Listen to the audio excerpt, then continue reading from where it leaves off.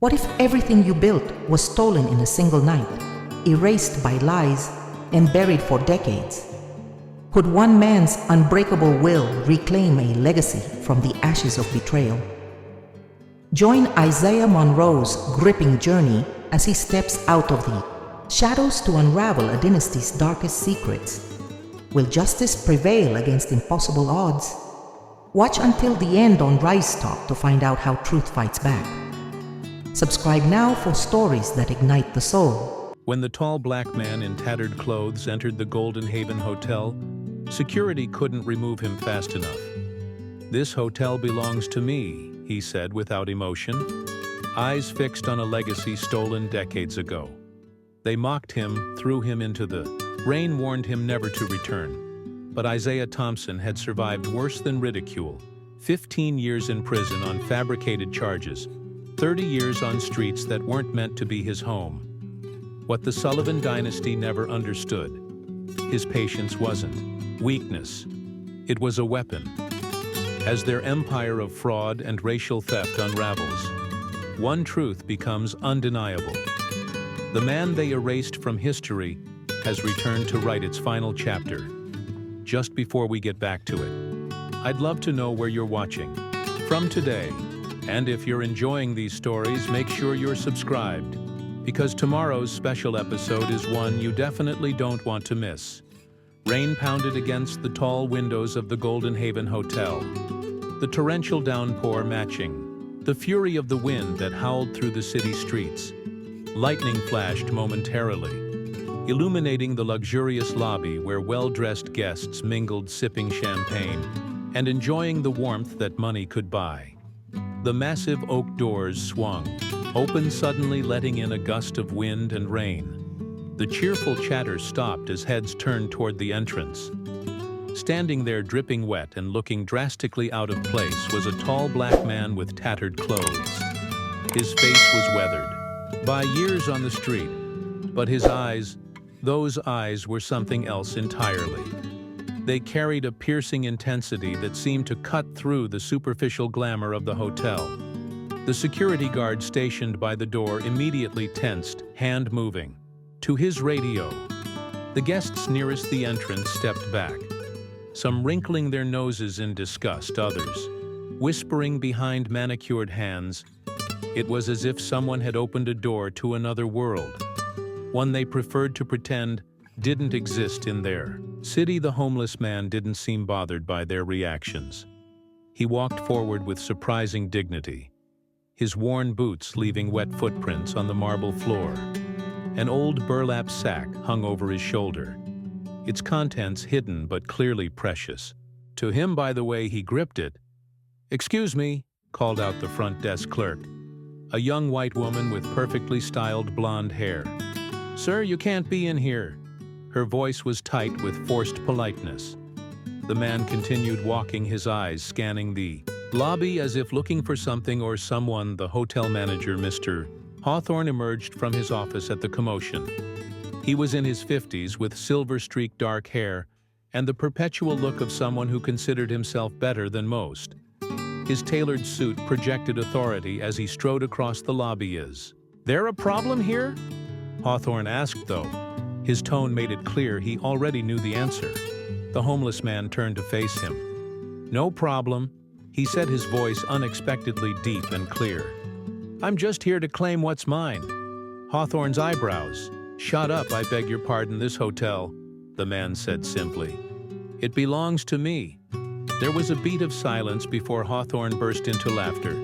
Several guests joined in their tittering, spreading across the lobby like wildfire. "Well, that's certainly a new approach," Hawthorne said, amusement dripping from his words. "Usually the homeless just asked for spare change. Not the entire building." The man didn't flinch. His gaze remained steady on Hawthorne's face, unwavering despite the mockery. "Call security," Hawthorne said to the clerk, who quickly picked up the phone. Within moments, a burly security guard named Tucker appeared. He was tall with broad shoulders and a military haircut. His uniform stretched tight across his chest. "What seems to be the issue, Mr. Hawthorne?" Tucker asked, eyeing the homeless man with obvious contempt. This gentleman, Hawthorne said with exaggerated courtesy, believes he owns the Golden Haven. Would you kindly show him out? Tucker stepped forward, grabbing the man's arm. Come on, old-timer. We don't do handouts here. The homeless man didn't resist, but he didn't move either. Instead, he slowly reached into his worn sack, causing Tucker to tense. But rather than a weapon, the man pulled out an aged yellow document, the edges frayed, and delicate with time. Check your records, the man said calmly, holding out the paper. My name is Isaiah Thompson. This hotel stands on land that belongs to me. Hawthorne's smile turned cold as he snatched the document from Isaiah's hand. He glanced at it briefly before letting out another, "Laugh louder than before, you must be joking," he announced for everyone to hear. A man like you could never own a place like this. He emphasized the word "you" with such disdain that his meaning was unmistakable. A black homeless man could never have a legitimate claim to such wealth. The guests murmured their agreement, some shaking their heads at the audacity of the claim. But among the staff watching from the sidelines, not everyone was convinced. Maya Johnson, a young black woman who worked as a receptionist, observed the scene with growing unease. There was something about the old man's confidence that didn't match that of a typical scammer or mentally ill person seeking shelter. Tucker tightened his grip on Isaiah's arm. Let's go. Buddy, don't make this harder than it needs to be. As they began to drag him toward the exit, a young Latino staff member named Javier Morales quickly pulled out his phone and snapped a photo of the document that Hawthorne had tossed aside on the reception desk. He slipped the phone back into his pocket before anyone noticed. Isaiah didn't struggle as Tucker and another security guard physically removed him from the premises. They pushed him out into the rain with enough force to send him. Stumbling down the steps, he fell to his knees on the wet pavement, his sack tumbling beside him. The guards stood watching from the doorway, making sure he wouldn't try to come back in. One of them laughed and said something to the other. Both of them turning to head back inside, Isaiah slowly got to his feet. Gathering his sack and holding it close to his chest to protect it from the rain, he looked up at the magnificent building, water streaming down his face. But there was no defeat in his expression, only certainty, and perhaps a touch of pity for those inside. Before walking away, he locked eyes with Hawthorne, who stood smugly in the doorway. You laughed, Isaiah said, his voice carrying despite the rain. You won't be laughing for long. Hawthorne rolled his eyes and turned away, closing the door on the homeless man in the storm. Inside, the hotel quickly returned to normal. Glasses clinked, laughter resumed, and the brief interruption was dismissed as nothing more than an amusing anecdote to share. Later that night, long after his shift had ended, Javier sat in his small apartment, his face illuminated by the glow of his phone screen. He zoomed in on the photo of the document he'd taken earlier. As he read the faded text, his expression changed from curiosity to shock with trembling fingers. He sent a text message to Maya. You won't believe this. Maya's phone buzzed as she was getting ready for bed. Javier wasn't someone who texted her often, and certainly not at this hour. She opened the message, frowning at the cryptic words before she could reply. Another message came through, a photograph of the document the homeless man had presented. It was barely legible in the phone image, but she could make out what appeared to be a land deed from decades ago, and there it was. The name Isaiah Thompson alongside another name she couldn't quite make out. Is this real? She texted back. I think so, Javier replied. Going to dig deeper tomorrow. Maya stared at her phone for a long moment. Something about the old man's demeanor had struck her. The dignity, the certainty, not the behavior of someone making false claims. Be careful, she texted. See you tomorrow. She slept poorly that night. Dreams filled with piercing eyes and rain-soaked documents the next evening. Maya stayed late after her shift ended. Most of the staff had gone home, leaving the vast hotel eerily quiet. Except for the night crew, she made her way to the small office where they kept older records files that hadn't yet been digitized. The room was dusty and cramped with filing cabinets lining the walls and boxes stacked in corners. Maya wasn't sure exactly what she was looking for, but she knew she had to start somewhere. She began with property. Records from the 1970s, when the hotel was first built. Hours passed as she dug through yellowed papers and faded photographs.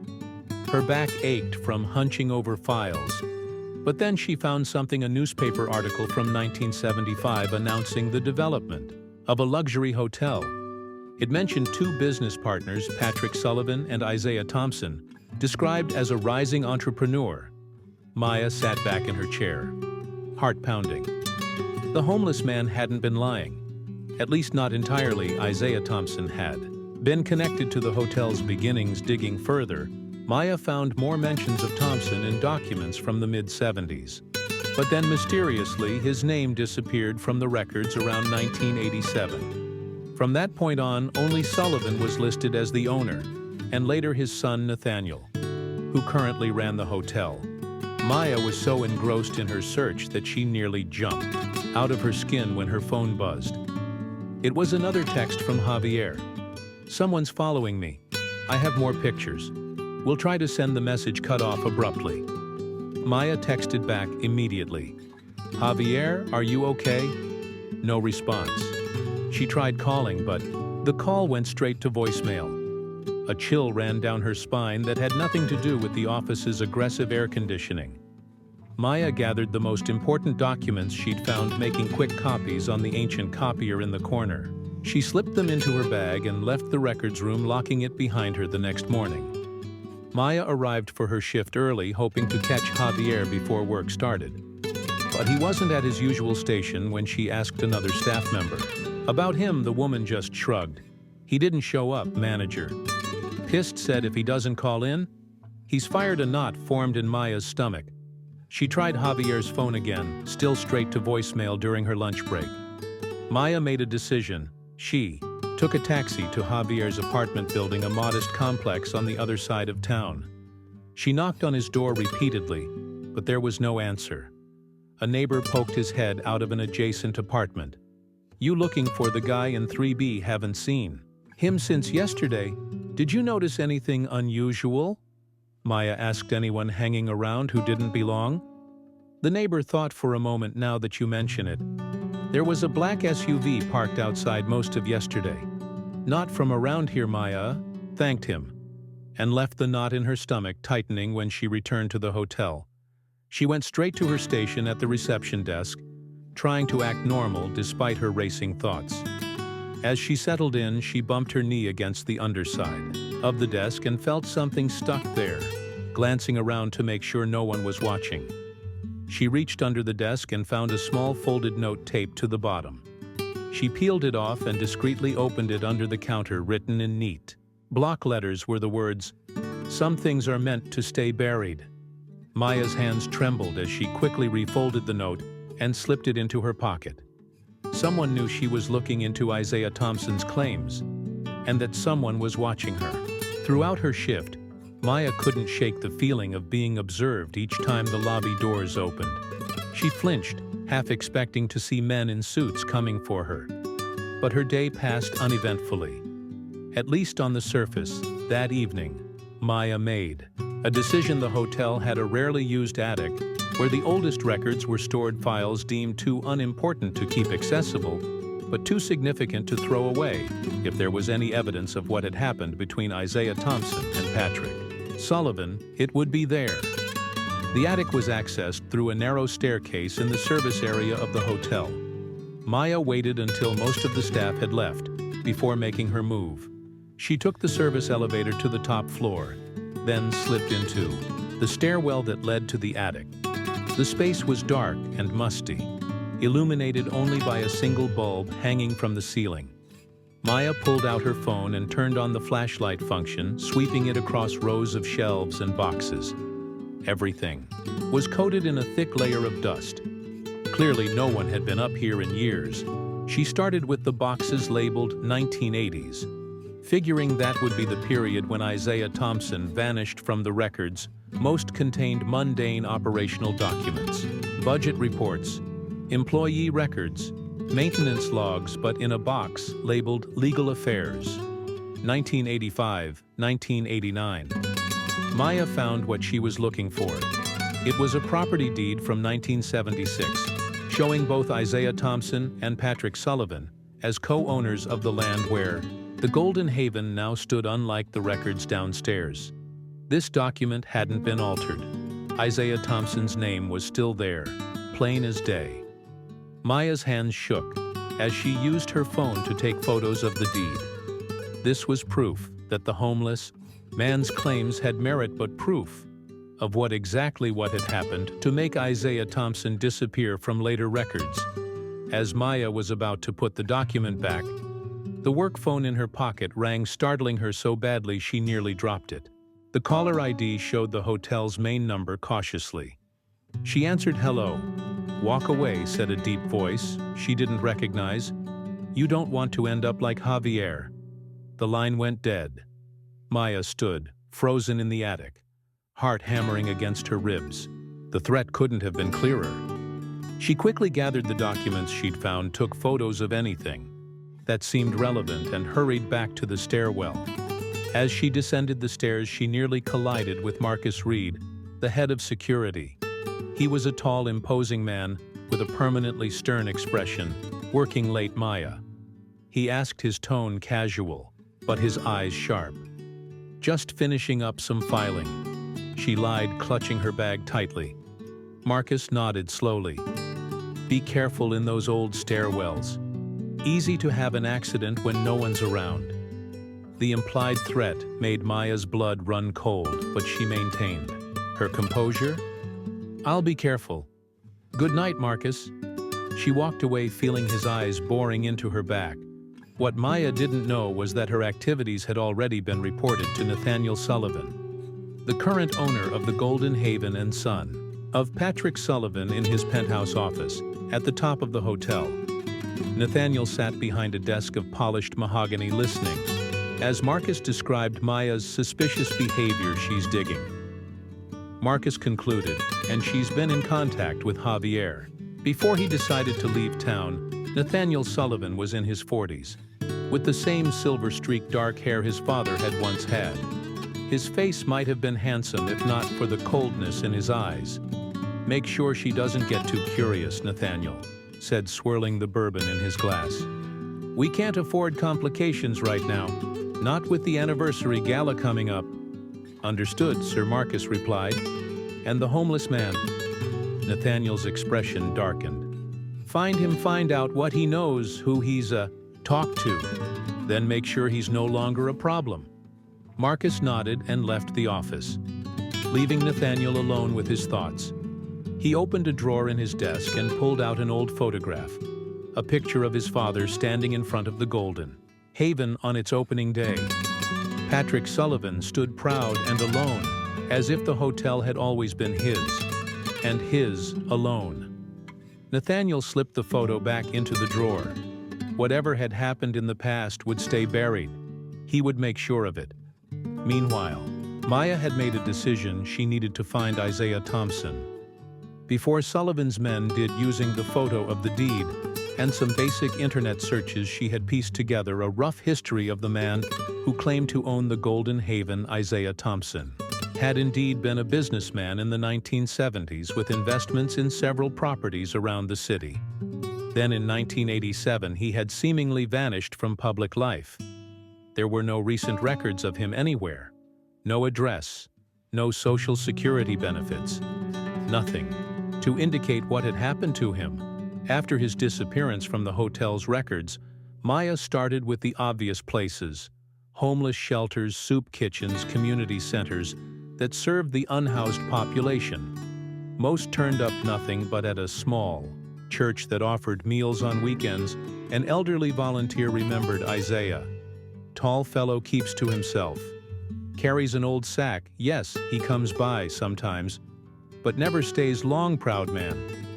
That one. Do you know where I might find him?" Maya asked. The volunteer hesitated, eyeing Maya suspiciously. "Why are you looking for him? He in some kind of trouble?" "No," Maya assured her. "Actually, I think he might have been wronged a long time ago. I want to help him." The volunteer studied Maya's face, then nodded. "Slowly, there's an alleyway near the old Carson building. He sometimes stays there, but be careful, he doesn't trust easily." Maya thanked her and left, hope mixing with apprehension in her chest. Night was falling as she made her way to the location. The volunteer had mentioned the streets grew quieter and less welcoming as she walked the gleaming skyscrapers of downtown, giving way to neglected buildings and empty lots. The alleyway was narrow and dimly lit, wedged between an abandoned warehouse and a pawn shop with bars on its windows. Maya hesitated at the entrance, suddenly aware of how vulnerable she was. "You found the truth, didn't you?" The voice came from the shadows, causing Maya to start. She peered into the darkness and saw a figure, seated on a makeshift bed of cardboard and blankets. As her eyes adjusted, she recognized Isaiah Thompson up close without the rain and the chaos of the hotel lobby. She could see the intelligence in his eyes, the dignity in his posture. Despite his circumstances, this was not a man broken by life, but one who had endured and waited. "Mr. Thompson," Maya said, stepping closer. "My name is Maya Johnson. I work at the Golden Haven." "I remember you," Isaiah said. "You were watching, not laughing like the others." Maya nodded, unsure how to proceed. "I found some documents about you and Patrick Sullivan, about the hotel." Isaiah's expression didn't change, but something flickered in his eyes, a sudden alertness like a predator sensing prey. "Then, you know, I wasn't lying," he said. "I know your name was on the original deed." Maya replied, "What I don't know is what happened," after Isaiah gestured to the space beside him. "Sit. If you want to hear the story, it's not a short one." Maya hesitated only briefly. Before sitting down on the edge of the cardboard around them, the city hummed with distant traffic and muffled voices above between the tall buildings. A few stars managed to shine through the urban glow. "I've been waiting a long time to tell someone. Who would listen?" Isaiah said, his deep voice barely above a whisper. "A very long time," and as night settled fully over the city, Isaiah Thompson began to tell Maya Johnson the story of how he had lost everything and why, after all these years, he had come back to reclaim it. Little did they know they were being watched from the shadows. A figure stood at the far end of the alley, phone to ear, reporting their location to Nathaniel Sullivan. The alleyway remained silent except for the distant hum of traffic, and the occasional siren waited in the night. A single street light at the entrance cast long shadows, its bulb flickering as if struggling to stay alive. Maya sat beside Isaiah, waiting as he gathered his thoughts. His weathered hands rested on the worn burlap sack in his lap, the same one he'd carried into the hotel. "I wasn't always like this," Isaiah began, his deep voice steady. "Despite the cold in the 70s, I had everything a man could want. A beautiful wife, a daughter in college, and a growing business." Maya listened intently as Isaiah's eyes seemed to look back through time, seeing a different world I started with. "Nothing," he continued. "My father was a janitor. My mother cleaned houses, but they believed in education. I worked my way through college, started investing in real estate, when banks wouldn't give most black folks the time of day." He shifted, sitting up straighter, as pride momentarily replaced the weariness in his expression. "By 1975, I had enough capital to partner with Patrick Sullivan on a major project, the Golden Haven Hotel. Patrick had the connections. I had the vision and additional funding. We were going to create the finest hotel in the city." "So what happened?" Maya asked softly. Isaiah's face darkened. "Patrick couldn't stand that I was his equal. He wanted a silent partner who'd stay in the background. Not a black man with his name on the deed and his face at the groundbreaking ceremonies." A bitter smile crossed Isaiah's face. "But I wasn't going to hide. This was my achievement too. I earned it." He paused, taking a deep breath before continuing. "In 1987, Patrick made his move. He fabricated financial records, making it look like I'd been embezzling from our company accounts. The police showed Up at my house in the middle of the night, they dragged me out in handcuffs while my wife watched. Maya's hand went to her mouth. That's horrible. The justice system wasn't kind to black men, then still isn't. Isaiah's voice remained even, but his knuckles whitened as he gripped his sack. My assets were frozen. The high-priced lawyer I hired turned out to be Patrick's golf buddy. The jury saw exactly what they expected to see: a guilty black man reaching above his station. Isaiah fell silent for a moment. His eyes focused on something far away. I got 15 years. My wife couldn't handle the shame. She moved away, changed her name. My daughter, his voice finally cracked. She believed I was guilty for years. By the time I got out, Patrick had erased me from every record, the hotel, our other properties. Everything was in his name alone. But you kept the deed, Maya said, nodding toward his sack. The original? Yes, my wife had hidden it before she left. It was the only thing waiting for me when I got out in 2002. Isaiah carefully opened his sack and pulled out the same yellow document he'd shown at the hotel. This is my proof. This and other evidence I've gathered over the years. What kind of evidence? Isaiah started to answer, but suddenly tensed, his head turning sharply toward the entrance of the alley. Someone's watching us, he whispered. Maya turned to look, but saw only shadows. We need to move, Isaiah said already. Gathering his few possessions, they found us. Who's found us? Maya asked, but Isaiah was already standing, guiding her deeper into the alley. Sullivan's men. They've been following me for days now. They're following you too. They slipped through a narrow gap between buildings, emerging onto a quieter street.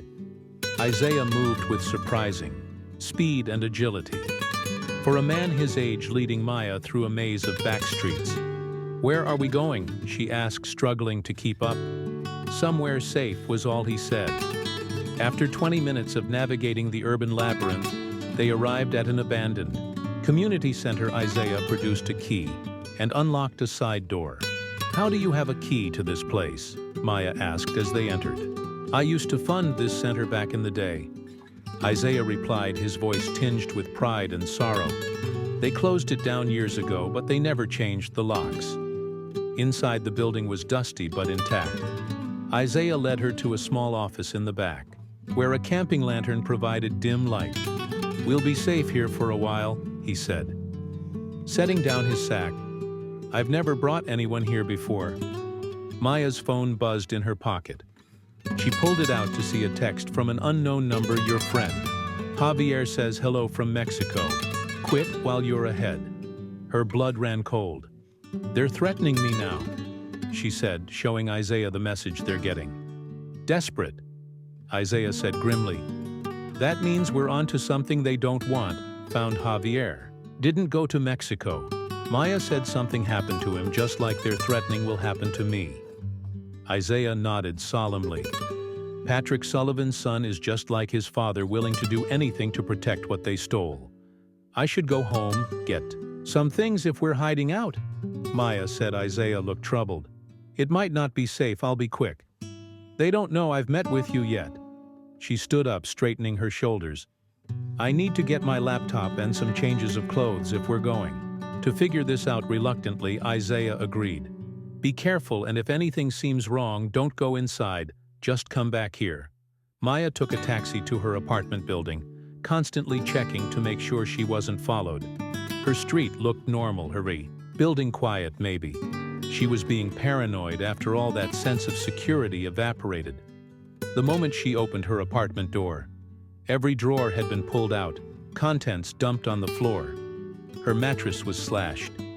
Furniture overturned on the wall above her bed. Scrolled in what looked like red marker were the words, "Walk away." Maya stood frozen in the doorway, heart pounding, then forcing herself to focus.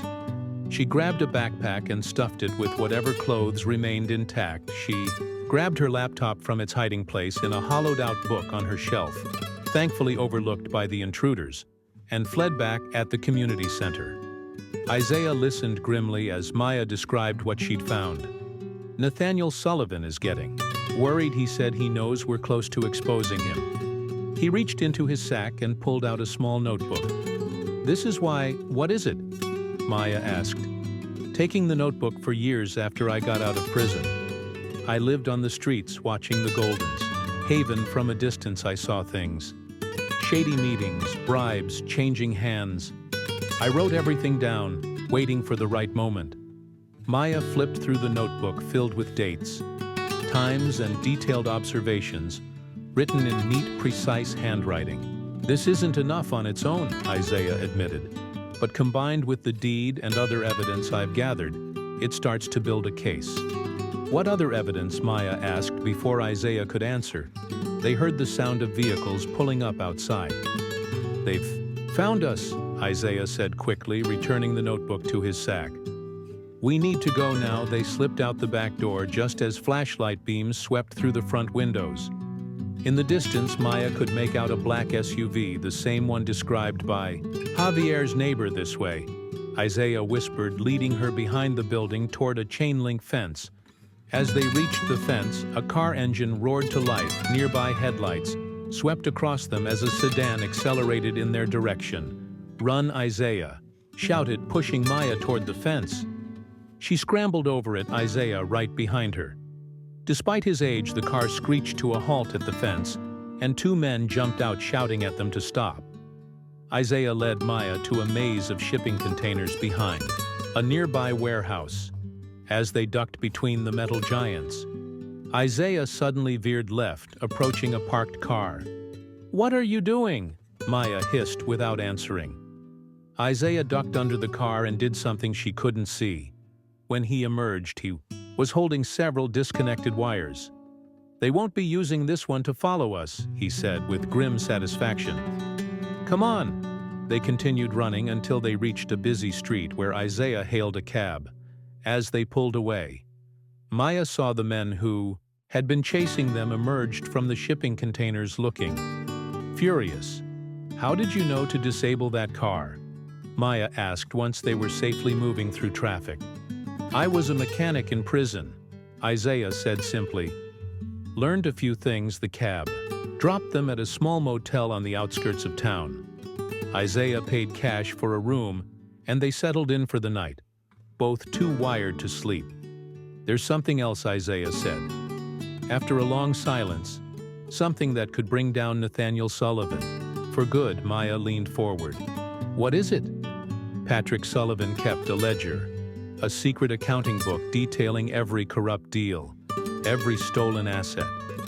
Isaiah's eyes gleamed in the dim motel room light, including proof that he framed me. "You have this ledger?" Maya asked. Isaiah shook his head. "Not yet. But I know where it is hidden in a safe in Patrick's old office. Now Nathaniel's private study at the hotel. How do you know about it?"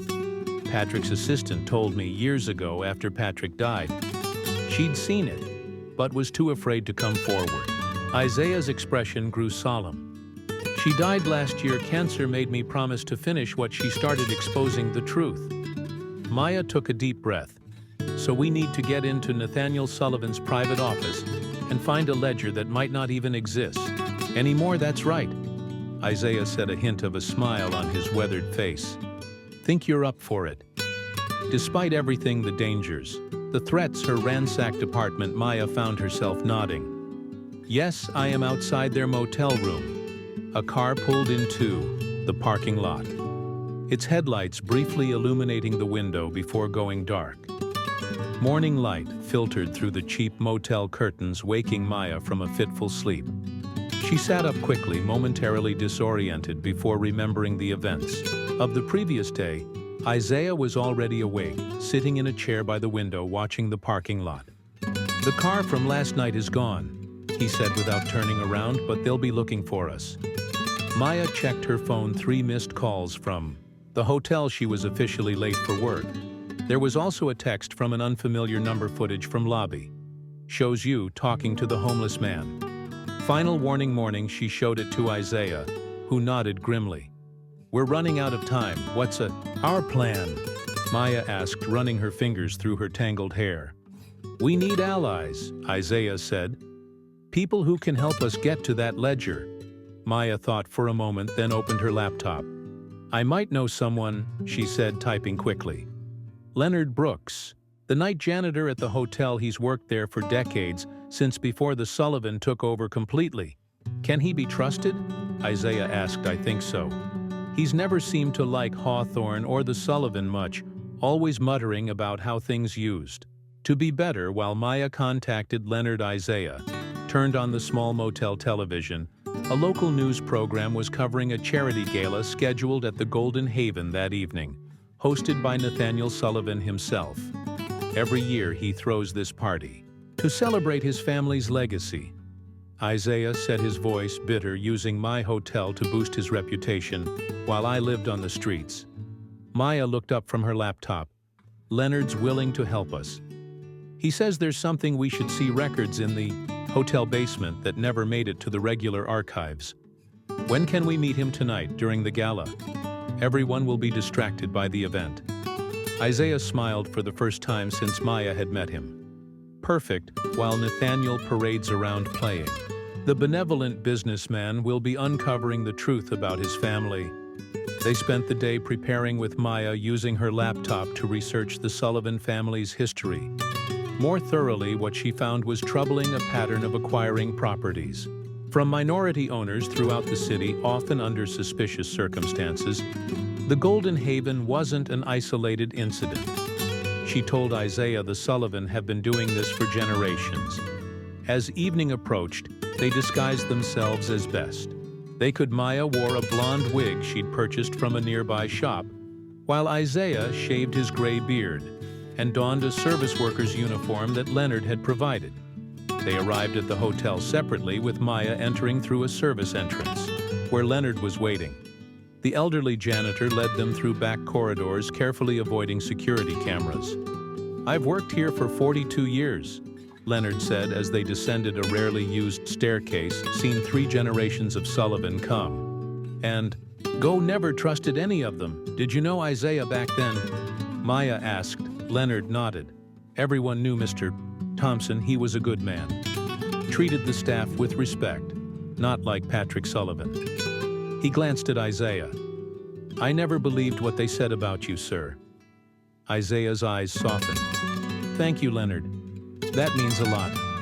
The basement of the Golden Haven was vast and labyrinthine, with sections that predated the hotel itself. Leonard led them to an old record room that had been converted to storage, pulling a key from his pocket. They think I just keep cleaning supplies in here, he said with a wink, unlocking the door. But I've been collecting things over the years. Things they thought they destroyed. Inside boxes lined the shelves, each labeled meticulously with dates and categories.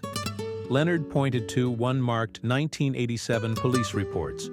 That's where I'd start, he said. I need to get back upstairs before they notice I'm gone. Good luck. After Leonard left, Maya and Isaiah quickly opened the box. Inside were copies of police reports related to Isaiah's case, but many sections had been redacted with thick black marker. They were thorough, Isaiah muttered, flipping through page after page of censored information. One report, however, caught Maya's attention. It mentioned a witness who was prepared to testify on Isaiah's behalf, stating that the financial records had been falsified, but a handwritten note in the margin stated witness unavailable, relocated out of state. They silenced your witness, Maya said, just like they tried to silence Javier. Isaiah replied, his expression grim. They continued searching until Maya found something else. A private investigator's report commissioned by Patrick Sullivan just before Isaiah's arrest. Look at this, she said, handing it to Isaiah. Patrick was having you followed for months. He was planning this all along. Isaiah's hands trembled slightly as he read the report. All these years I thought maybe I'd missed something, some warning sign.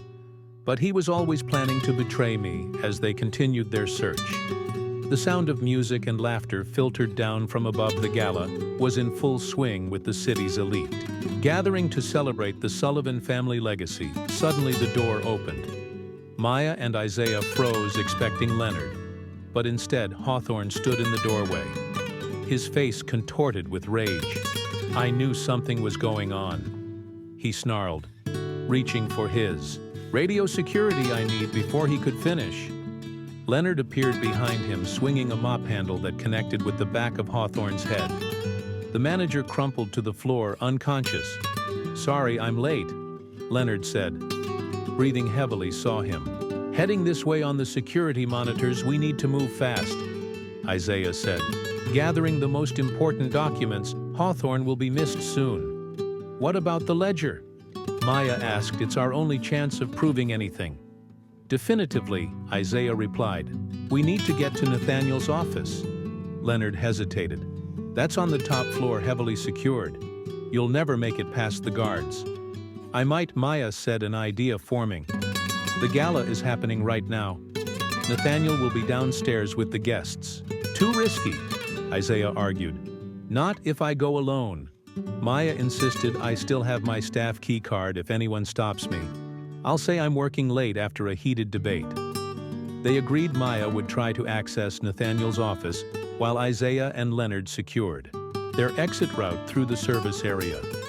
Maya made her way upstairs, heart pounding with each step. The sounds of the gala grew louder as she passed the grand ballroom, then faded again as she ascended to the executive level as expected. The security desk outside Nathaniel's office was empty. The guard had likely been reassigned to the gala. Maya swiped her card, holding her breath until the light turned green and the door unlocked. Nathaniel's office was opulent with floor-to-ceiling windows. Overlooking the city, Maya moved quickly to the large painting behind his desk. The typical place for a wall safe in such offices. Sure enough, moving the painting revealed a modern electronic safe. "Of course it has a code," she muttered to herself. She tried several combinations. Nathaniel's birthday, the hotel's founding date, all without success. Then she remembered something Leonard had mentioned: 3 generations of Sullivan. She tried Patrick's birth year, 1940. Nothing. Then she tried an earlier date, 1915. The birth year of Patrick's father, the first Sullivan to establish the family fortune. The safe beeped and swung open. Inside were documents, cash, and a leather-bound book that looked decades old. Maya grabbed the book, flipping it, open to confirm. It was the ledger Isaiah had described, pages of handwritten entries, detailed transactions, bribes, and notes, including several explicit mentions of the plot against Isaiah Thompson. One entry from April 1987 read, "Paid Harris $155,000 to forge financial records for Thompson case, worth every penny to remove him permanently." Maya quickly took photos of the most damning pages, then tucked the ledger into her bag as she closed the safe and replaced the painting. The office door opened. Nathaniel Sullivan stood in the doorway, his expression shifting from surprise to cold fury as he recognized Maya despite her disguise. "I thought there was a rat in my hotel," he said, stepping inside and closing the door behind him. "What a disappointment that it's you." Maya backed away, clutching her bag. "I know what your father did to Isaiah Thompson," she said, trying to keep her voice steady, "and I know you've continued his legacy of theft and corruption." Nathaniel smiled, a chilling expression that never reached his eyes. "And who's going to believe you, a hotel receptionist and a homeless man, against the Sullivan family? This city was built by people like us." "You mean people who steal from others, who ruin lives for profit?" Maya's fear was giving way to anger. The ledger tells the whole story for the first time. Nathaniel's confidence faltered. "What ledger?" "Your father's secret accounting book, the one that details how he framed Thompson, how he bribed officials, how he built this hotel on lies." Nathaniel lunged forward, reaching for her bag. Maya dodged, but he grabbed her arm, twisting it painfully. "Give it to me," he hissed. The office door burst open again, and Isaiah stood in the doorway with Leonard right behind him. "Let her go." Nathaniel Isaiah commanded, his voice as powerful as it had been decades earlier, when he was a respected businessman. Nathaniel's grip tightened on Maya's arm. You ruined everything. Old man coming back here stirring up the past. The past never left, Isaiah said, stepping forward. It's been waiting for justice. Maya used Nathaniel's momentary distraction to wrench free, stumbling away. From him I have it all, she said, pulling out her phone, and I've already sent copies of the ledger to a secure email. Nathaniel's face contorted with rage. Security, he shouted. Security to my office. Now they're busy with an incident downstairs. Leonard said with a sly smile. Someone pulled the fire alarm. The gala is in chaos. Isaiah moved to Maya's side, facing Nathaniel across the desk that had once been his. Partners. It's over, Nathaniel. Your father stole my life, my reputation, my future. You won't get away with it too. You have nothing. Nathaniel sneered, though his voice lacked conviction. My lawyers will bury you, not this time, Maya said, scrolling through her phone. Look, she turned the screen toward Nathaniel, showing a message from an unknown number, Javier's number. It read safe, and talking to reporter Carter, sending him everything. Nathaniel's face paled. Robert Carter was a notorious investigative journalist who had been trying to find dirt on the Sullivan family for years. Javier's alive, Maya asked, hope in her voice, and talking to the press. Isaiah added a triumphant gleam in his eye. You thought you could bury the truth forever, but you were wrong. The sound of approaching footsteps signaled security was finally responding to Nathaniel's call. Isaiah grabbed Maya's arm. We need to go now. They hurried from the office with Leonard leading them down a service corridor behind them. They could hear Nathaniel shouting orders to find them, to stop them at any cost they had. The ledger. They had the evidence, but they were still in danger. As they burst through a side exit into the cool night air, Maya's phone buzzed with another message from Javier. Meet at the dock warehouse. Carter is waiting. They hailed a taxi constantly, checking to ensure they weren't followed. Maya glanced at Isaiah, seeing not a homeless man, but a dignified businessman reclaiming his rightful legacy. We did it, she whispered. We found the proof. Isaiah's eyes were fixed on the hotel as it receded. In the distance, its illuminated sign glowing against the night sky. Not yet, he said quietly, but we're closer than I've been in 30 years behind them. Lights flashed as police cars pulled up to the Golden Haven. The final showdown was just beginning. The taxi sped through the nighttime streets, weaving through late-night traffic. As Maya kept glancing nervously out the rear window beside her, Isaiah sat still as a stone. The ledger clutched tightly in his weathered hands. Leonard had gone his separate way, promising to meet them later. Too dangerous for all of us to travel together. He'd insisted. Maya's phone buzzed again. She looked down, expecting another message from Javier. Instead, what she saw made her blood run cold. An unknown number had sent a photo, a blurry image of a man tied to a chair in what looked like a warehouse, though his face was partially obscured. She recognized Javier immediately below. The image was a simple message.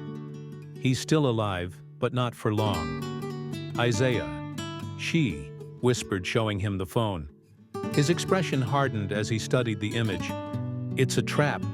But what if they really have him? Maya pressed, fear evident in her voice. We can't just abandon him. That's exactly what they want, Isaiah replied, his voice low and measured, to lure us out, where they can take the ledger and eliminate all witnesses. The taxi pulled up a few blocks from their intended destination. Another precaution Isaiah had insisted on as they paid, and stepped out into the cold night air. Maya couldn't shake the image of Javier from her mind. Something doesn't add up, she said as they walked, keeping to the shadows between streetlights. If that last text really came from Javier, how could they also be holding him? Isaiah nodded grimly. Someone's lying question is which message is the trap? Maya stopped suddenly, a realization hitting her. We need to know who leaked our location at the hotel. How did Nathaniel know to come up to his office while I was there? Good question. Isaiah conceded, we trusted Leonard. But I'm not sure it was Leonard. Maya said, pulling out her phone and quickly navigating through files before everything went crazy. I made a copy of the security footage from today. Let me check something. She opened a video file, fast-forwarding to the hours before the gala in the silent footage. She could see herself speaking briefly with Isaiah in a quiet corner of the lobby, then going their separate ways. Minutes later, Hawthorne appeared in the frame, watching her leave. He pulled out his phone, made a brief call, then smirked. Hawthorne, Maya whispered, "He saw us and called Nathaniel right away." That explains why he came. Down to the basement, Isaiah reasoned he was already onto us. They resumed walking, now more cautious than ever.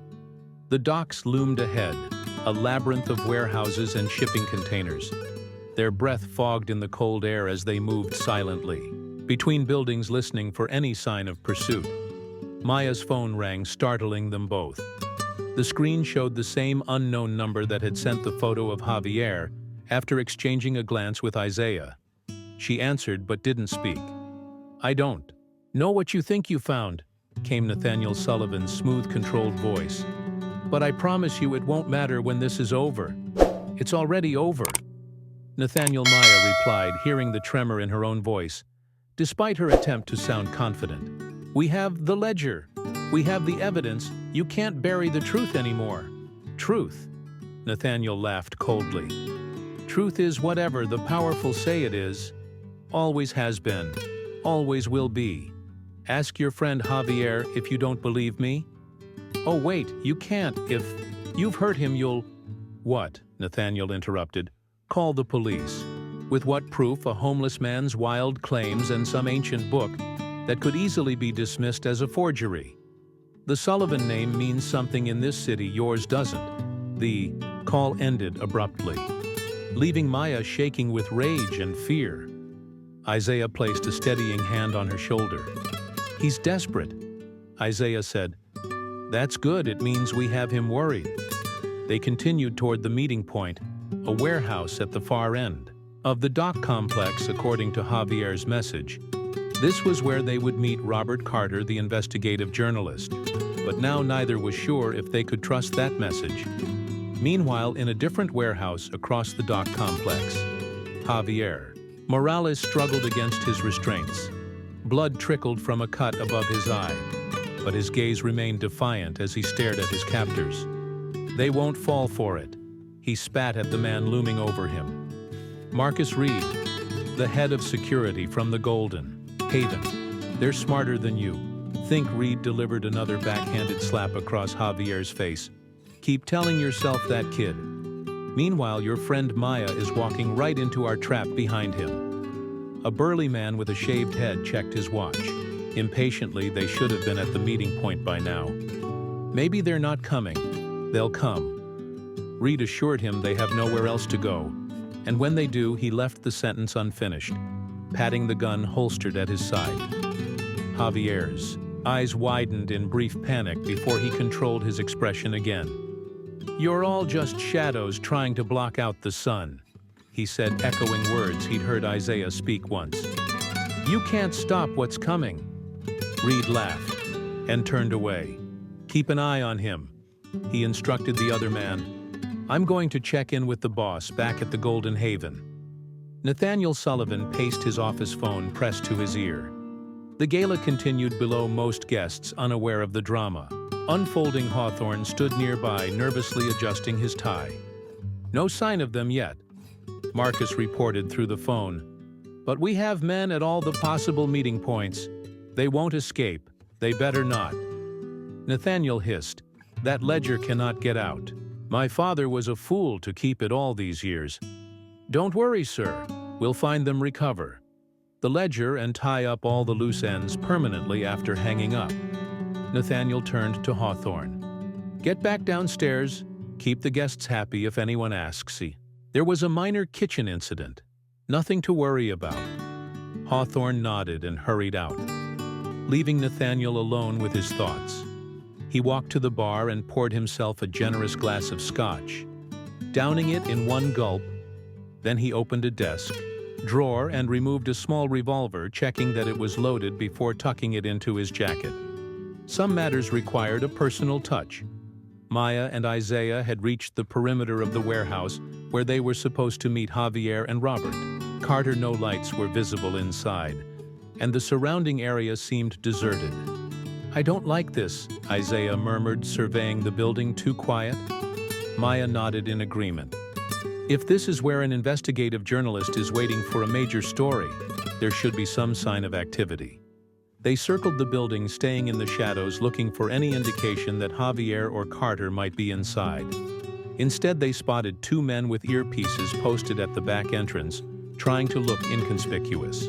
"And failing Sullivan men," Isaiah whispered, "just as I thought. It's a trap." "So where's the real Javier?" Maya asked. "And is there even a journalist involved?" "At all," Isaiah considered for a moment the photo they sent. "Did you notice anything about the background?" Maya pulled out her phone, examining the image more carefully. "It's dark, but there's some kind of logo on the wall behind him. Can barely make it out." She zoomed in as much as the blurry image would allow. "Looks like Peterson Shipping." "There's an abandoned Peterson shipping warehouse on the north side of the dock," Isaiah said. "I used to own shares in the company before everything was taken from me." "You think that's where they're holding Javier?" Isaiah nodded. "It would be like Nathaniel. To use something connected to my past. His father always had a twisted sense of irony." They retreated quietly, making their way toward the north side of the dock complex. The night had grown colder, and few workers were around in this industrial area. At such a late hour, the silence was broken only by the distant sound of waves lapping against the piers and the occasional horn of a boat out on the water. The Peterson shipping warehouse loomed ahead of them, dark and seemingly abandoned. Unlike the previous building, this one showed no signs of surveillance or guards, which made Maya even more suspicious. "This feels too easy," she whispered. "They're not expecting us here," Isaiah replied. "They think we're heading to their trap." They found a side door with a rusty padlock that Isaiah managed to break with a piece of rebar he found nearby. Years on the streets had taught him resourcefulness. If nothing else, the door creaked as they eased it open. Both freezing at the sound when no response came, they slipped inside. The warehouse was cavernous and dark, filled with abandoned shipping crates and forgotten equipment. Their footsteps echoed, despite their attempts to move silently. "Javier," Maya called softly, her voice still carrying in the empty space. No answer came. They moved deeper into the warehouse, using their phone flashlights to navigate. In the center of the building was a small office with windows overlooking the main floor. Through the dusty glass, Maya could make out a shape. "Someone sitting in a chair there," she whispered, pointing. They approached cautiously, Isaiah taking the lead. The office door was unlocked, another detail that raised Maya's suspicions inside. Javier sat bound to a chair, head slumped forward. "Javier." Maya rushed to his side, checking for a pulse. "He's alive." "Javier, can you hear me?" Javier's eyes fluttered open when he recognized Maya. They widened in panic. "It's a trap," he croaked through split lips. "Get out now, too late." The lights suddenly blazed. On momentarily blinding them, the sound of multiple footsteps surrounded the office, as armed men poured in from positions throughout the warehouse. Well came a familiar voice.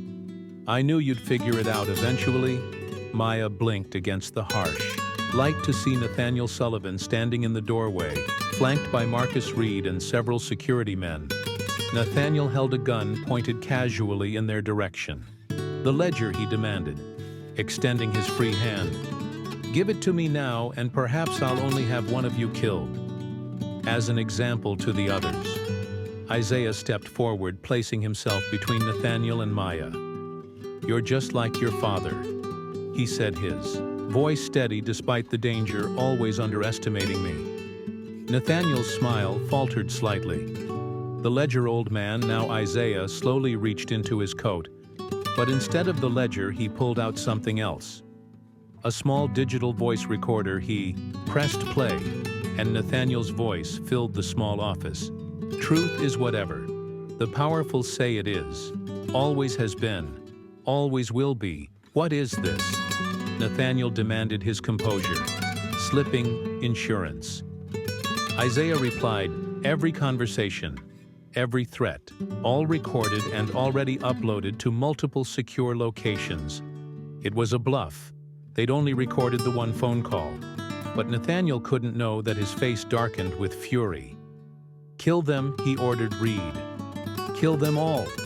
Reed raised his gun, aiming. First at Isaiah. Maya, acting on pure instinct, threw herself forward, knocking into Reed just as he fired. The bullet went wide, shattering a window instead. Chaos erupted. Javier, who had been working on his restraints throughout the conversation, broke free and tackled one of the security men, Isaiah Dove, for Nathaniel, grappling for the gun. Maya scrambled behind a desk as more shots rang out through the confusion. She saw Isaiah and Nathaniel struggling for control of the weapon despite his age. Isaiah was surprisingly strong, fueled by decades of righteous anger. The gun went off. Both men froze for a terrible moment. Maya thought Isaiah had been shot. Then Nathaniel stumbled backward. A red stain spreading across his shoulder, he clutched. At the wound, his face a mask of disbelief. The security men hesitated, unsure whether to continue the fight or attend to their boss. That moment of uncertainty was all they needed. Run, Isaiah shouted, grabbing the ledger from where he'd hidden it. In his coat now, they fled from the office.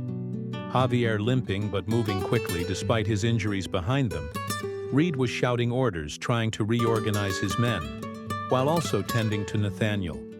They burst out of the warehouse into the cold night, air running blindly into the maze of shipping containers and dock equipment somewhere behind them. They could hear pursuit voices calling and footsteps pounding. This way, Javier gasped, leading them toward a line of trucks parked near the dock entrance. I have a friend who works here. He'll help us. They reached the trucks just as their pursuers emerged from the warehouse. Reed spotted them immediately. There they are, he shouted. Raising his gun, a shot rang out, the bullet pinging off metal near Maya's head. She ducked instinctively, heart hammering in her chest. Over here, called an unfamiliar voice. A man in a dock worker's uniform waved frantically from the cab of a truck engine already running. Get in quick! They climbed aboard as more shots flew. Around them, the driver, Javier's friend, threw the truck into gear and accelerated away from the dock's tires, screeching on the pavement. Thanks, Theo, Javier said, collapsing into a seat, his face pale from pain and exhaustion. Man, when you said you might need a quick getaway, I didn't think you meant from armed gunmen, Theo replied, eyes wide in the rearview mirror. What the hell have you gotten into? It's a long story, Maya replied, still catching her breath. But we have proof of something big, something that could bring down one of the most powerful families in the city. Theo whistled low. The Sullivan. Damn, you guys don't mess around. Where can you take us? Isaiah asked, clutching the ledger to his chest. I know a place, Theo replied, navigating through side streets to avoid main roads where they might be spotted. Friend of mine runs a motel outside the city. No questions asked. No IDs required as the truck sped through the night. Maya looked back at the receding lights of the city somewhere. Back there, Nathaniel Sullivan was nursing a gunshot wound and plotting his next move. They had escaped for now, but she knew this was far from over. The real battle was just beginning. Dawn broke over the city, pale light seeping through the thin curtains of the roadside motel where they had taken refuge.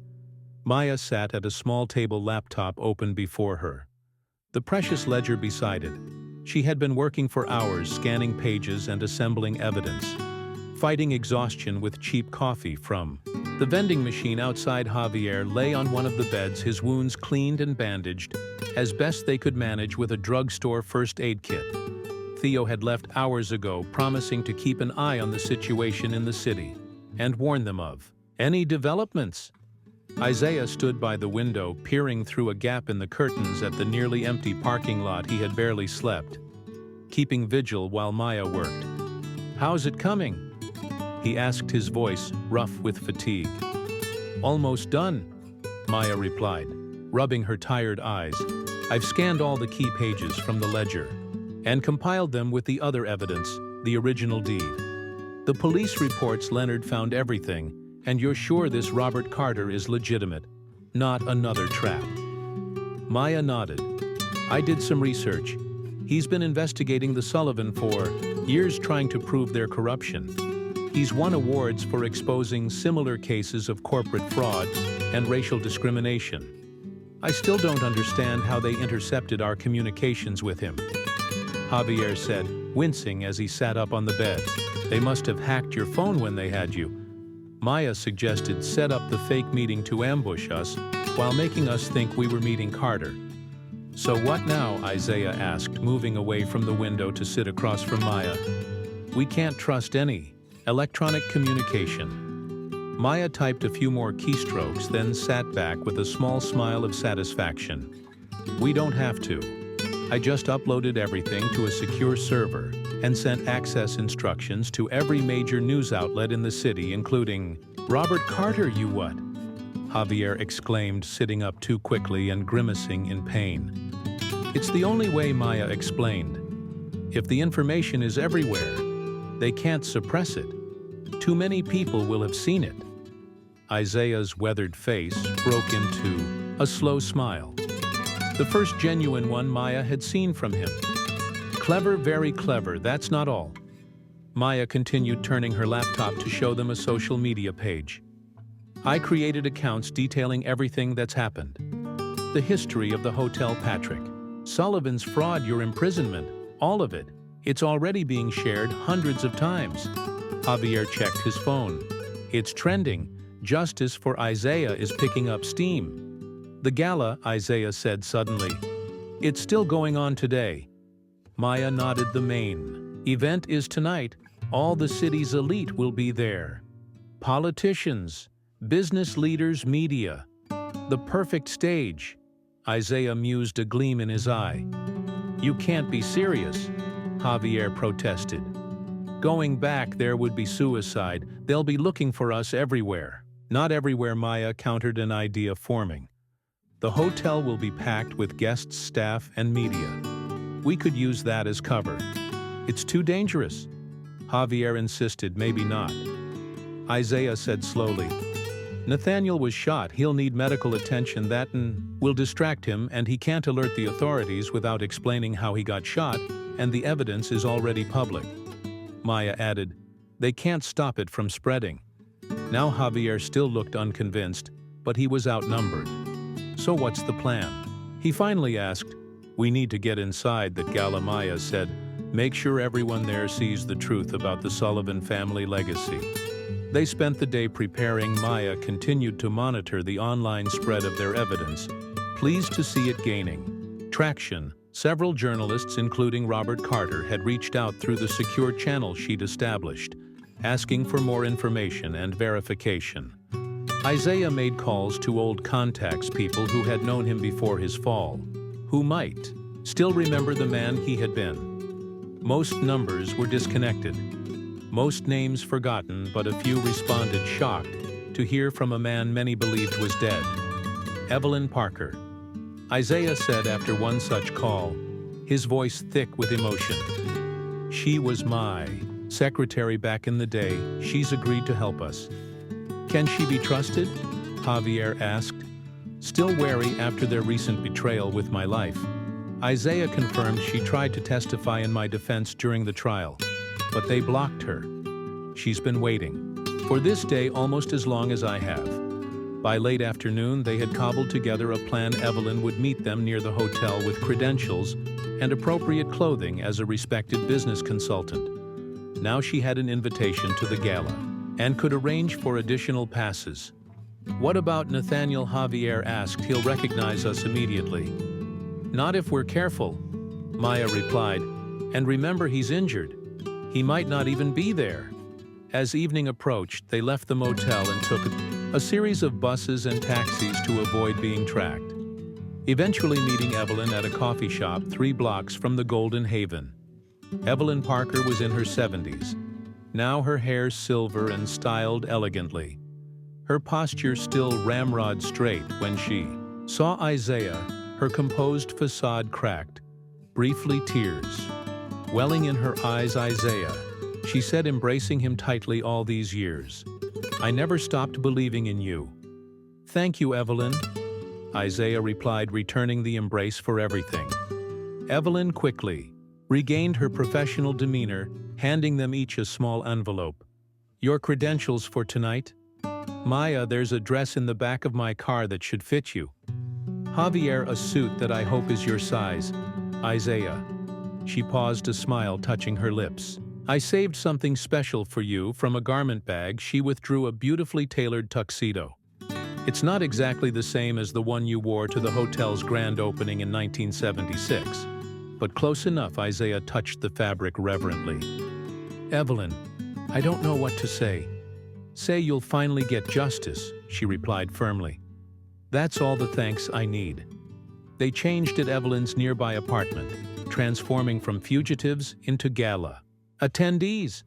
The effect was startling. Maya barely recognized herself in the elegant black dress and subtle makeup Evelyn had provided. Javier looked distinguished in a well-fitted suit, despite his bruises, which Evelyn had skillfully concealed with makeup. But the most dramatic transformation was Isaiah's, dressed in the tuxedo, his beard trimmed and hair combed back. He no longer resembled the homeless man who had been thrown out of the Golden Haven. He stood tall, dignified, a glimpse of the successful businessman he had once been and perhaps could be. Again, remember, Evelyn instructed, as they prepared to leave. I'll introduce you as business associates from out of town. Maya, you're my assistant. Javier, you're a potential investor. Isaiah, she hesitated. I'll be myself, Isaiah said firmly. No more hiding. Evelyn nodded in understanding. The ledger safe, Maya assured her, patting her clutch bag, where she had hidden a flash drive containing all their evidence and already spreading online. They arrived at the Golden Haven. As the gala was in full swing, limousines lined the circular drive, disgorging elegantly dressed guests who filed up the steps into the brightly lit lobby. Security was visible, but discreet, checking invitations at the door. Evelyn led them confidently past the security check, her impeccable reputation earning them barely a second glance. Inside, the hotel had been transformed. Crystal chandeliers cast a warm glow over the crowd, while elaborate floral arrangements adorned every surface. A string quartet played softly in one corner, nearly drowned out by the murmur of conversation and occasional bursts of laughter. No sign of Nathaniel. Javier murmured, scanning the room as they accepted champagne from a passing waiter. He'll be here. Isaiah predicted he wouldn't miss his moment of glory, injured or not. They circulated cautiously through the crowd, Evelyn smoothly introducing them to various guests. No one recognized Isaiah. Decades on the street had changed his appearance enough that even old acquaintances saw only a distinguished older gentleman, not the man they had once known. Maya kept one eye on her phone, monitoring the spread of their evidence online. It's exploding, she whispered to Isaiah. Major news sites are picking it up. Barge of Sullivan corruption is trending nationally now. As if on cue, several guests around them began checking their phones, their expressions changing from curiosity to shock as they encountered the growing scandal. Whispers spread through the ballroom, heads turning, fingers pointing discreetly at various Sullivan family portraits adorning the walls. Then a hush fell over the crowd as Nathaniel Sullivan himself appeared at the top of the grand staircase. He wore a perfectly tailored tuxedo, his arm in a sling, explained away, no doubt as a minor accident. His face was pale but composed as he descended to join his guests. Ladies and gentlemen, he announced, voice carrying across the now quiet ballroom. Welcome to the annual Golden Haven Gala, celebrating my family's legacy of excellence and service.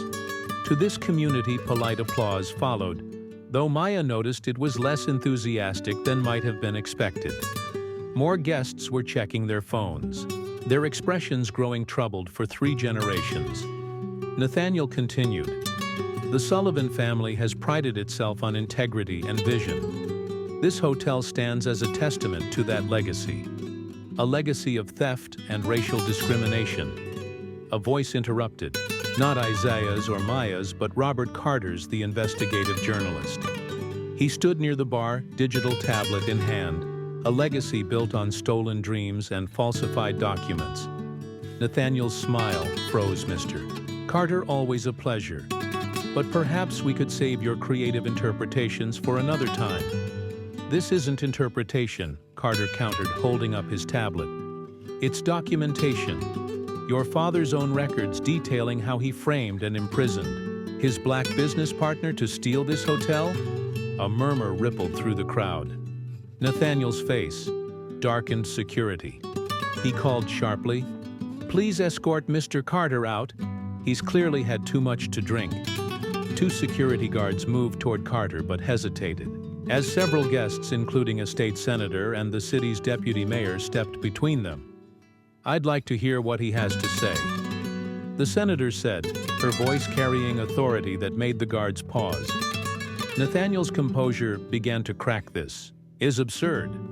These are clearly falsified documents, probably created by competitors trying to damage my family's reputation.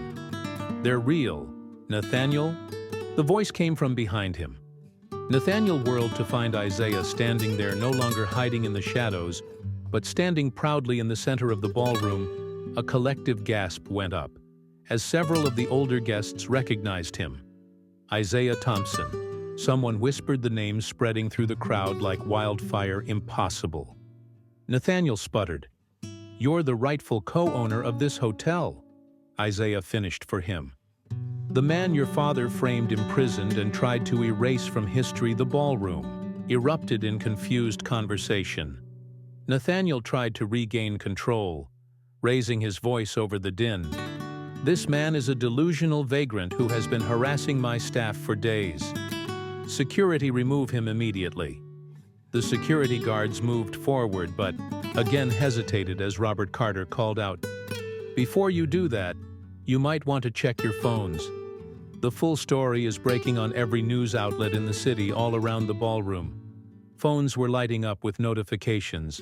Guests who had been uncertain now looked at Nathaniel with growing suspicion and, in some cases, disgust.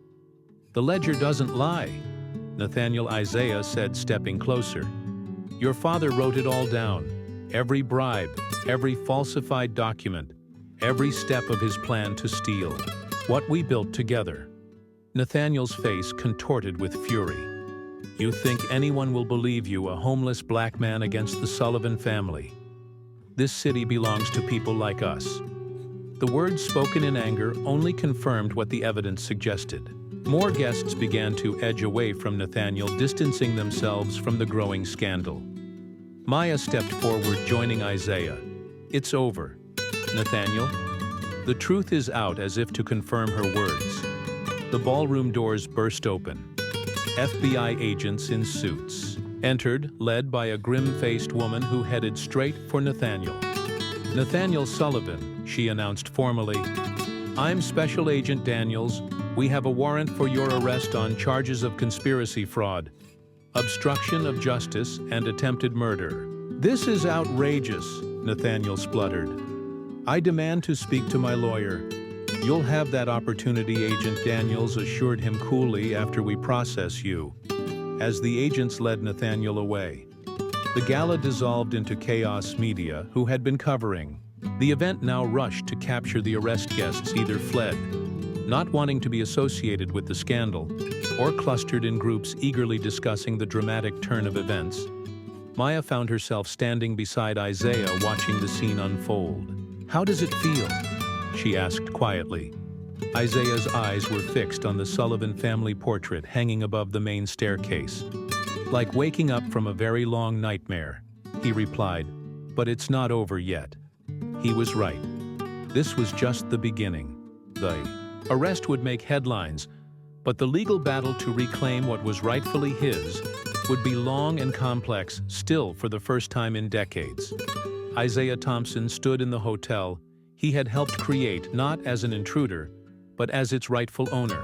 Outside the Golden Haven, a crowd had gathered as news of the scandal spread. People held up phones, showing images of the original deed, with Isaiah's name clips, from news reports about the corrupt Sullivan Empire, and signs hastily made demanding justice as Nathaniel was led to a waiting FBI vehicle. The crowd parted to reveal a surprising sight. Dozens of elderly black residents from the city, some in wheelchairs, some leaning on canes.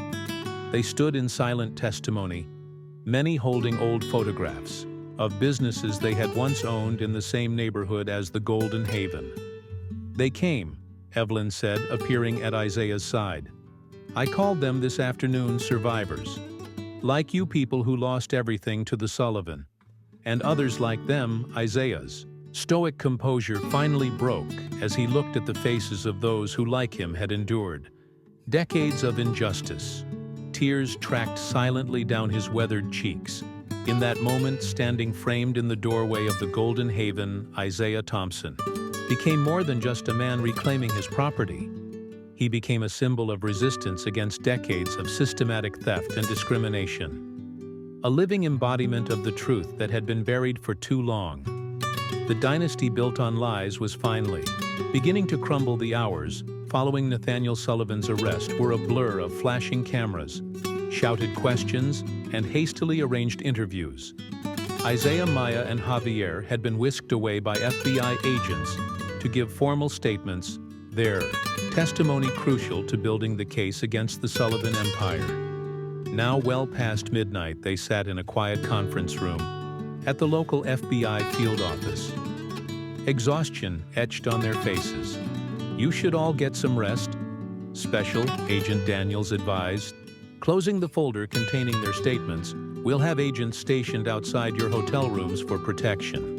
"What about Nathaniel?" Maya asked. "Is he still in custody?" Daniel's expression tightened slightly. "His lawyers are already working on bail arrangements. The Sullivans still have powerful friends despite tonight's events, so he could be released." Javier asked incredulously. "Possibly by morning," Daniels confirmed, "but don't worry. He'll be monitored. He's not going anywhere." Isaiah, who had been quietly staring at his reflection in the conference room window, finally spoke. "You don't know the Sullivan? Like I do, money and power can make monitoring devices malfunction and records disappear." Daniels didn't argue in her line of work. She'd seen enough to know Isaiah's concerns weren't unfounded. "What's our next move?" Maya asked Isaiah as they were escorted to a nearby hotel. Not the Golden Haven, but a modest establishment where they'd be less conspicuous. "We need the ledger analyzed by forensic accountant," Isaiah replied. "And we need to find others who might have documentation of the Sullivan corruption." "I can help with that," Javier offered. "Now that the story is public, people might come forward who were afraid before."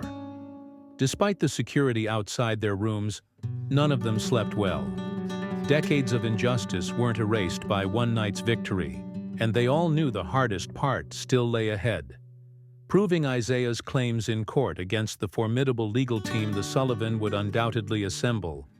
Morning arrived with news they'd feared. Nathaniel Sullivan had indeed secured bail. His release was the top story on local stations, the cameras capturing his confident stride as he left the courthouse surrounded by expensive suits and practiced smiles. "My family has served this city for generations," he told the press, his injured arm now in a more substantial cast than the previous night's discreet sling. "These baseless accusations are nothing more than an attempt by competitors to tarnish our legacy. The truth will prevail." Maya shut off the television in disgust. He still believes he can talk his way out of this, because he usually can. Isaiah replied, tying his shoes. He was dressed in clothes Evelyn had brought him, simple but dignified attire, befitting the businessman he once was, rather than the homeless man he'd been forced to become. The Sullivan have been beating the system for decades, but not this time. Javier insisted. "We have the ledger, the documents, witnesses. He can't escape all of that." Isaiah's phone rang, another gift from Evelyn, who'd insisted he needed to be reachable. Robert Carter was calling Isaiah, the journalist said. Without preamble, Nathaniel's on the move. My source says he's called in his security team for some kind of operation. Whatever he's planning. It's happening fast. Where is he, Isaiah? Asked, instantly alert, headed toward the docks. A private boat's being prepared. Isaiah thanked him and hung up quickly, explaining to the others. He's running or planning something worse. We need to tell the FBI, Maya insisted, already reaching for her phone. There's no time, Isaiah countered by the time they mobilize and cut through red tape. Nathaniel will be gone. We need to move now. We can't just confront him ourselves. Javier protested. The man tried to have us killed last night. I'm not suggesting a confrontation, Isaiah clarified. Just surveillance we follow, gather evidence of his escape attempt, and contact authorities when we know exactly where he is. Neither Maya nor Javier looked convinced, but they recognized the determination, and in Isaiah's eyes, after decades of waiting for justice, he wasn't about to let Nathaniel slip away. They left immediately, evading their protective detail. With surprising ease, Evelyn had arranged a car for them, a nondescript sedan that wouldn't attract attention. Javier drove, following Isaiah's directions, toward the docks where they'd confronted Nathaniel the previous night.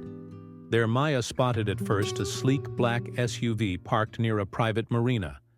That's the same vehicle his security used before they parked at a distance and continued on foot, keeping to the shadows of shipping containers and maintenance buildings. The morning was gray and overcast, a fine mist hanging in the air, limiting visibility, a blessing for their covert approach. As they drew closer to the marina, they could make out several figures standing beside the SUV. Nathaniel was there, gesturing emphatically to Marcus Reed and two other security men. A sleek yacht was docked nearby, its engines already humming. In preparation, he's definitely running, Javier whispered. We should call Agent Daniels now. Maya was already dialing, but then something caught Isaiah's attention. A second vehicle pulling up, a white van with tinted windows. Wait, he said, placing his hand over Maya's phone. Something else is happening.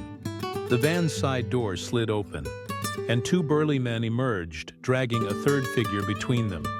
A man with a hood over his head, hands bound behind his back. Oh my God, Maya gasped. They've got someone. Isaiah's blood ran cold as he recognized the jacket the captive was wearing. It was Leonard, the night janitor who had helped them. They must have grabbed him after we separated. Javier said, his voice tight with anger. He knows too much. They're going to kill him, Isaiah said with certainty. Take him out on that boat and make sure. He never testifies. Maya finished her call to Daniels, but her expression was grim as she hung up. They're sending people, but it'll take at least 15 minutes for them to get here. Leonard doesn't have 15 minutes, Isaiah said, his jaw set with determination. What are you suggesting? Javier asked, though. He already knew the answer. A distraction, Isaiah replied, something to delay them until the FBI arrives. That's suicide. Maya protested. There are at least 5 of them, all armed. I'm not planning to fight them, Isaiah assured her. Just keep their attention while you two circle around and get Leonard out of there. Before they could protest further, Isaiah was moving, skirting around the edge of the dock to approach from a different angle than the one they'd been watching from. Maya and Javier exchanged frustrated glances before beginning their own circuitous route toward the van near the yacht. Nathaniel was checking his watch, impatiently. Let's move, he ordered. Get him on board and let's go. I want to be in international waters by noon. Reed and his men began marching the hooded Leonard toward the gangplank, while Nathaniel made a final call on his phone. It's done, he said to whoever was on the other end, the old man and his friends, and won't be a problem after today. Make sure those records are destroyed before going somewhere. Nathaniel, the voice, seemed to come from nowhere and everywhere at once. Amplified by the docks. Acoustics. Nathaniel spun around, searching for its source. Isaiah stepped out from behind a stack of crates about 30 yards away, far enough to be out of immediate reach, close enough to be heard clearly. You, Nathaniel snarled. I should have known you'd turn up like a bad penny. One last chance. Nathaniel Isaiah, called his deep voice, carrying across the dock. Let Leonard go. Turn yourself in. Make this right. Nathaniel laughed, a harsh sound devoid of humor. Make it right. You think a few nights in a luxury prison before my lawyers get me out is right after what my father did to you? No, old man, if you want justice, come and take it.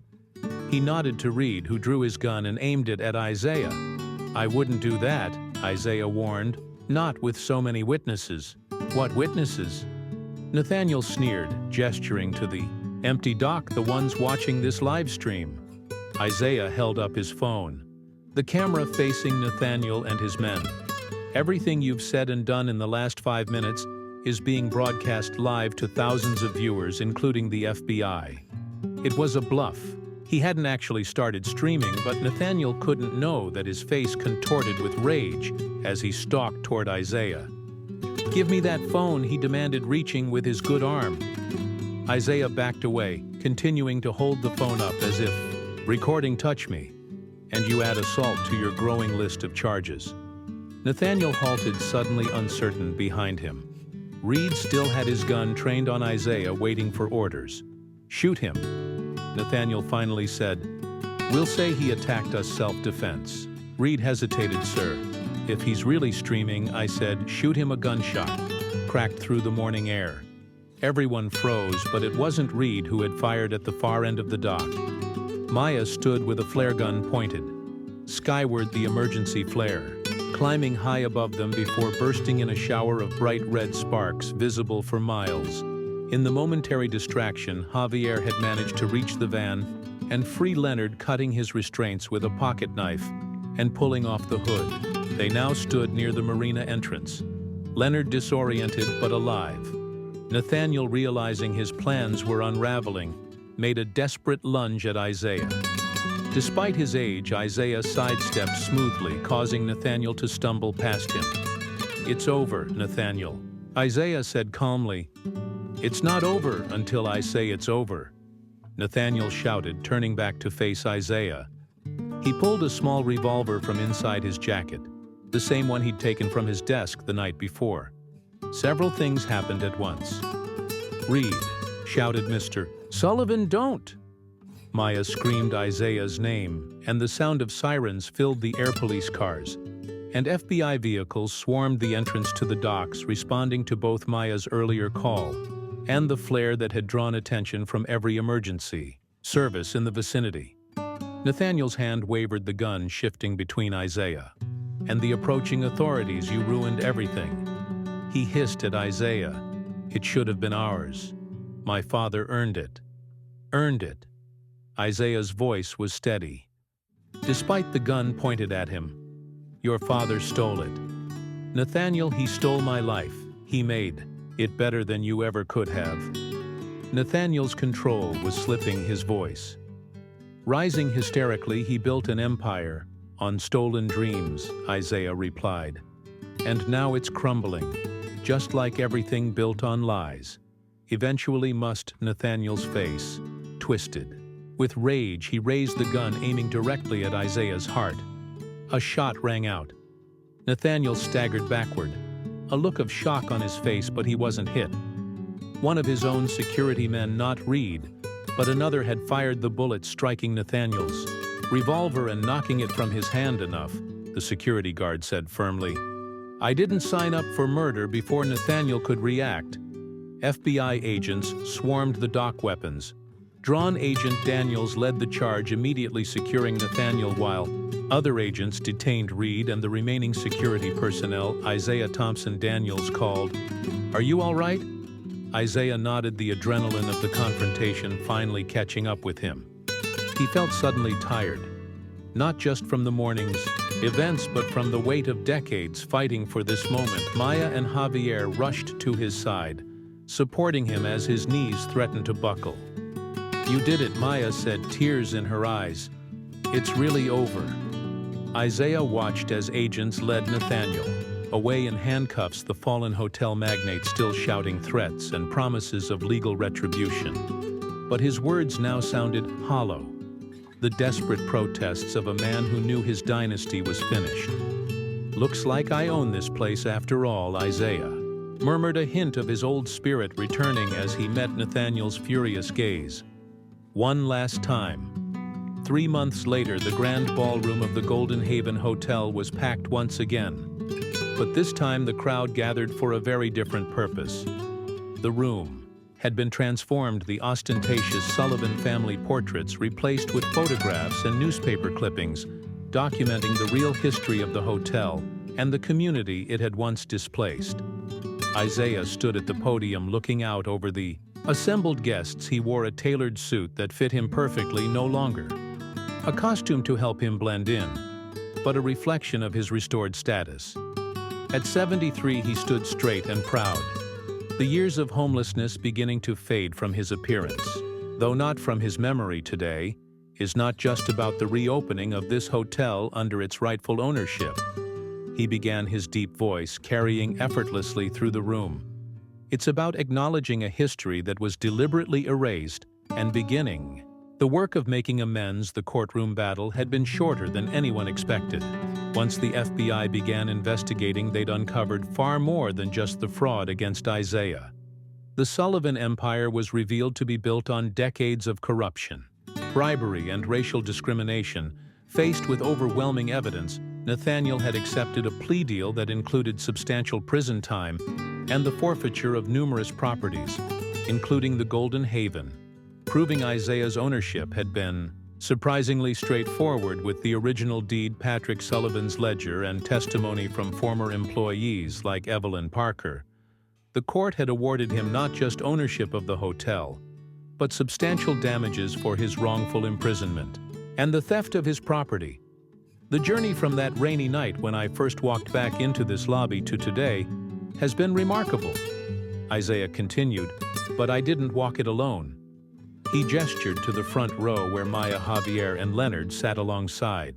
Evelyn Parker and Robert Carter all had played crucial roles, not just in exposing the truth, but in helping Isaiah navigate the complex legal and business challenges of reclaiming his legacy. Some of you have asked why I wanted this hotel back, Isaiah said, his gaze sweeping across the room. After all, I could have taken the settlement money and lived comfortably anywhere.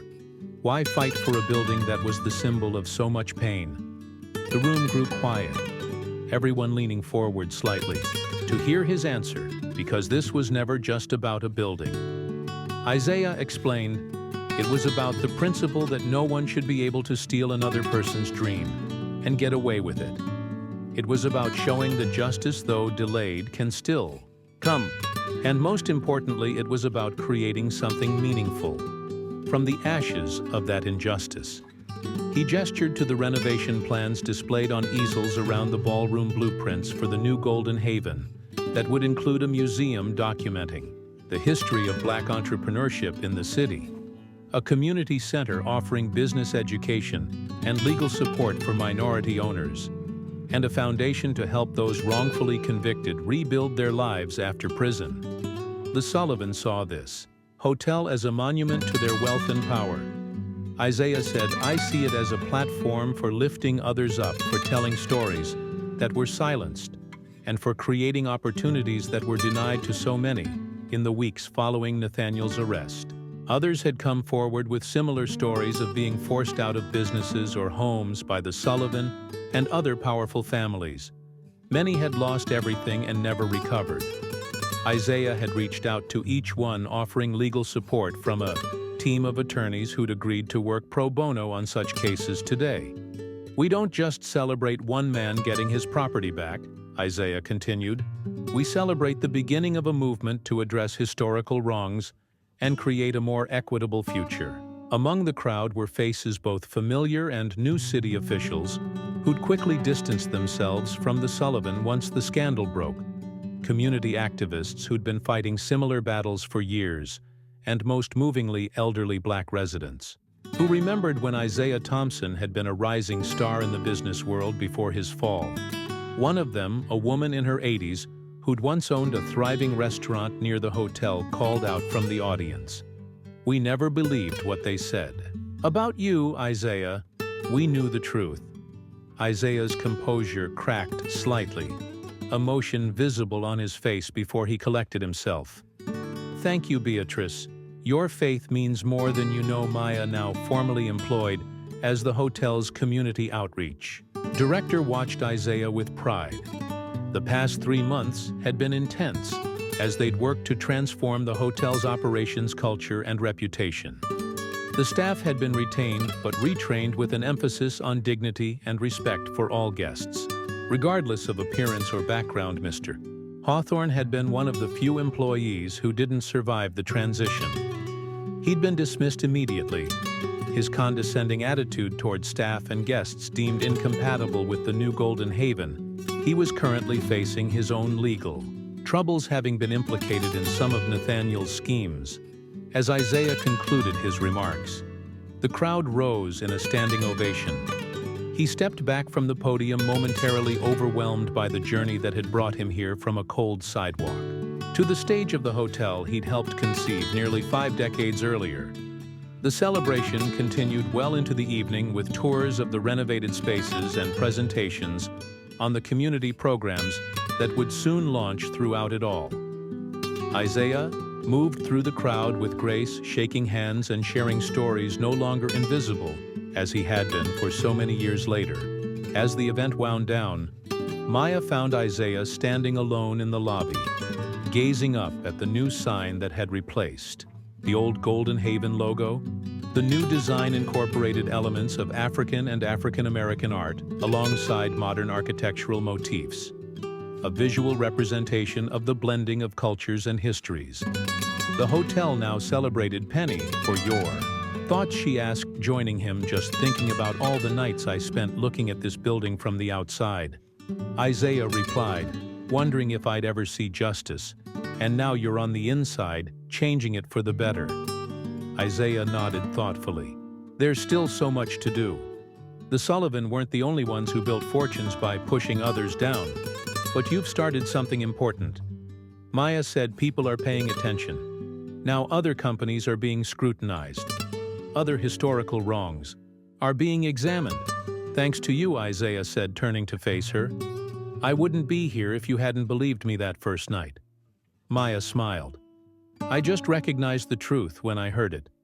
The rest was all you." After completing her MBA, which Isaiah had insisted on paying for, Maya had been offered prestigious positions at several major corporations.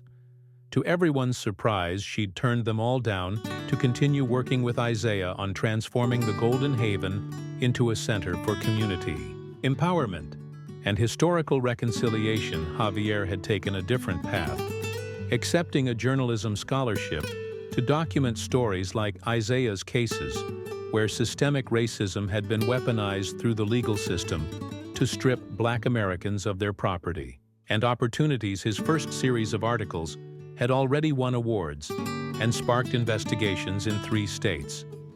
Leonard had retired from his janitor position, but remained connected to the hotel as a community elder and unofficial historian, his decades of quiet observation now valued as he helped piece together the true history of the property and its impact on the surrounding neighborhoods. "Do you regret anything?" Maya asked Isaiah as they watched the last guests departing. Isaiah considered the question carefully before answering. "Only that it took this long," he finally said. "But now they'll never forget." The following morning, Isaiah arrived early at the hotel before any staff or guests. He walked through the quiet lobby, ran his fingers along the reception desk, and then took the elevator to the top floor, to the office that had once belonged to, and then Nathaniel Sullivan. Now it was his. The space had been completely redesigned, the ostentatious furniture replaced with pieces that were elegant but understated. The walls, once covered with hunting trophies and family portraits, now displayed photographs of the neighborhood as it had been in the 1970s. When Isaiah and Patrick had first purchased the land, Isaiah sat behind the desk and opened a drawer, removing the original deed to the property. The same document he'd carried in his sack for decades, now professionally preserved and framed. He placed it on the wall where the Sullivan family portrait had once hung below it. He added a new plaque with a simple inscription: "Justice may be delayed, but it cannot be denied." This hotel stands as a testament to the power of truth and the importance of perseverance as the morning sun streamed through the windows, illuminating the words. Isaiah Thompson smiled after 30 years of waiting. He was finally home. Some legacies are written in marble and gold, others in patience and unwavering truth. If you found Isaiah Thompson's journey compelling, like this video and subscribe for more stories of redemption, justice, and untold histories. Never let injustice silence your truth. With patience and courage, one voice can dismantle decades of lies, inspiring others to rise and reclaim what's rightfully theirs.